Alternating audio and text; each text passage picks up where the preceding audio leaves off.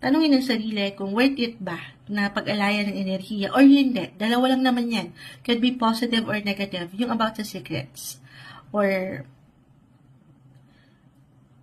okay, ayun nga. Dito, may ilang person of interest. Person of interest. May ilang taong umangat. Hindi ka nag-iisa. Okay? May ilang suporta. Lalo pa, usaping pamilya. Andito yung mental clarity, Queen of Swords, the Four of Pentacles.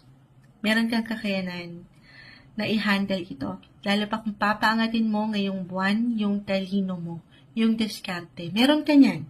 Hindi mo pa man yan ma-realize. Okay? If you need support, again, andito yung, hindi lang support pero yung protection. Okay? Lalo na dito sa ilang, halimbawa, meron kayong plano, kahit sa simpleng